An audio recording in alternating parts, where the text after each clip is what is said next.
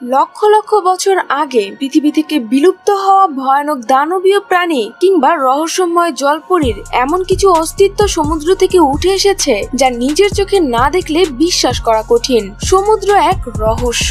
তাহলে কি বিলুপ্ত হওয়া অনেক প্রাণী এখনো গভীর সমুদ্রের রহস্য হয়ে আছে?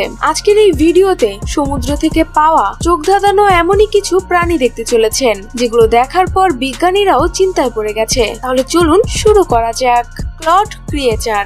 কিছুদিন আগে সোশ্যাল মিডিয়াতে এই ভিডিওটি অনেক ভাইরাল হয়। এখানে দেখা যাচ্ছে একটি মৃত প্রাণী সমুদ্রের তীরে পড়ে আছে, যার মাথা সম্পূর্ণ কঙ্কালে পরিণত হয়েছে। কিন্তু এই প্রাণীটি আসলে কি তা বোঝা যাচ্ছে না। অনেকেই মনে করছে এটি সমুদ্রের গভীরে থাকা অদ্ভুত কোনো প্রাণী হতে পারে। সেখানকার অ্যালেক্স ট্যাম নামক একজন ছেলে সর্বপ্রথম এই প্রাণীটির সাথে ধাক্কা লেগে পড়ে যায়। এরপর তিনি এর ভিডিও করে ইনস্টাগ্রামে আপলোড করে, যার সাথে সাথেই ভাইরাল হয়ে যায়। এটিকে লম্বা লম্বা নখ আর লম্বা একটি লেজের সরীসৃপ প্রাণী বলে মনে হচ্ছিল। আবার অনেকেই এর ছবি দেখে এটিকে ক্যাঙ্গারু বলে দাবি করছিল।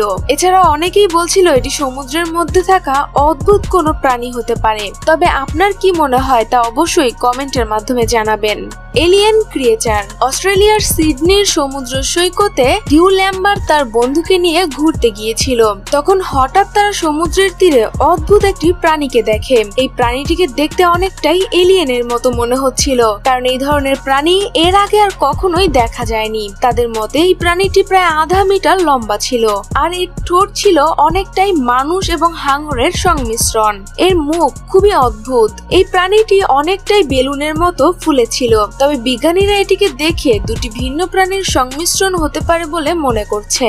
Giant tree. হঠাৎ সমুদ্রের তীরে অদ্ভুত কোনো প্রাণীকে ভেসে আসতে অনেকেই দেখেছে। তবে কখনো কি কল্পনা করা যায় বিশাল আকারের এক দৈত্যাকার গাছ সমুদ্রের পানির সাথে ভেসে আসতে পারে? কিন্তু 2010 সালের 5ই এপ্রিল মার্কিন যুক্তরাষ্ট্রের ওয়াশিংটনের ফিলিপ লেচম্যান নামক একজন অবসরপ্রাপ্ত স্কুল শিক্ষক একদিন সকালে সমুদ্রের তীরে এসে এক বিশাল দৈত্যাকার গাছ দেখতে পায়। আর এই গাছ তার তুলনায় ছিল কয়েক গুণ বড়, যা তার ছবির দিকে তাকালেই বোঝা যায়। কারণ এই গাছের মধ্যে তাকে একেবারেই ছোট মনে হচ্ছে। যদিও এই গাছের আকার আকৃতি পরিমাপ করা হয়নি, কিন্তু আনুমানিক ভাবে এটি লম্বায় প্রায় 200 ফুট এবং উচ্চতায় প্রায় 13 ফুট হতে পারে। এর বিশাল আকারে মানুষ মুগ্ধ হয়েছে। কেউ কল্পনাও করেনি পৃথিবীতে এত বড় গাছ আছে যা এইভাবে সমুদ্রের তীরে ভেসে আসতে পারে। Strange mermaid. দুইজন লোক সমুদ্রের পাশ দিয়ে হাঁটতে হাঁটতে হঠাৎ একটি অর্ধ ব্রিজের উপরে এই অদ্ভুত প্রাণীটিকে বসে থাকতে দেখে। এই অদ্ভুত প্রাণীটির উপরের অংশ ছিল মানুষের মতো, আর এর নিচের অংশ ছিল মাছের মতো, যা দেখতে অনেকটাই রূপকথার জলপরীর মতো। আর এর চেয়েও অবাক করা বিষয় হলো এই অদ্ভুত প্রাণীটি তখনও জীবিত ছিল।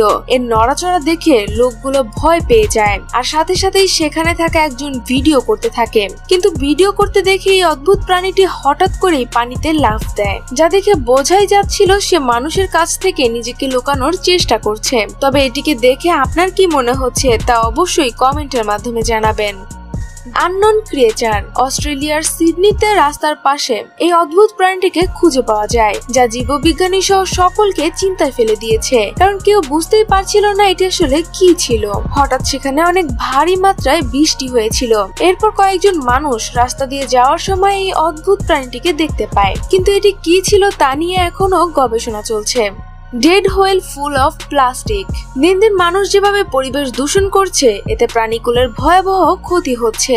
সমুদ্রে ঘুরতে যাওয়া মানুষ তাদের ব্যবহৃত প্লাস্টিক সহ বিভিন্ন জিনিস সমুদ্রে ফেলে সমুদ্রের পানি দূষণ করছে, যা অনেক সময় প্রাণীদেরকে ভয়াবহ মৃত্যুর দিকে ঠেলে দেয়। ঠিক একই ঘটনা দেখা গিয়েছিল 2018 সালের ইন্দোনেশিয়ার একটি সমুদ্রে। এই সমুদ্রে হঠাৎ বিশাল আকারের একটি হোয়েল শার্কের মৃতদেহ ভেসে আসে, কিন্তু এর মৃত্যুর কারণ কি ছিল তা জানার জন্য যখন গবেষণা করা হয় তখন জানা যায় এর মৃত্যুর কারণ হলো প্রায় 13 পাউন্ড প্লাস্টিক। মানে সমুদ্রের এই প্লাস্টিক গুলো সে খেয়ে ফেলেছিল, যা হজম করতে না পারার কারণে মূলত তার মৃত্যু হয়েছে।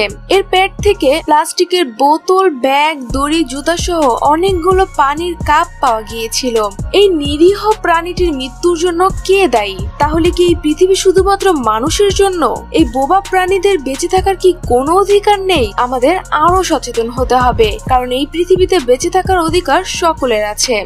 সান বাথিং মারমেড। সূর্যের উষ্ণতা মানুষ সহ প্রায় সকল প্রাণী পছন্দ করে, আর ঠিক একইভাবে সমুদ্রের এই অদ্ভুত প্রাণীটি সমুদ্র থেকে উপরে এসে সূর্যের উষ্ণতা নিচ্ছিল। কিন্তু ঠিক তখনই একজন লোক দূর থেকে এই অদ্ভুত প্রাণীটিকে দেখতে পেয়ে ভিডিও করতে শুরু করে। এর উপরের অংশ ছিল মানুষের মতো আর নিচের অংশ ছিল মাছের মতো। সে যখন বুঝতে পারে কেউ তার ভিডিও করছে তখন সাথে সাথে সে সমুদ্রে লাফিয়ে পড়ে। তবে এই ভিডিওটি ভাইরাল হওয়ার পর অনেকেই এই অদ্ভুত প্রাণীটিকে জলপরি বলে মনে করছে, আবার অনেকেই বলছে এটি সমুদ্রের গভীরে থাকা অদ্ভুত কোনো প্রাণী। তবে দর্শক, আপনার কি মনে হয়, এটি কি আসলে কোনো জলপরি ছিল নাকি অন্য কিছু? অবশ্যই কমেন্টের মাধ্যমে জানাবেন। ধন্যবাদ।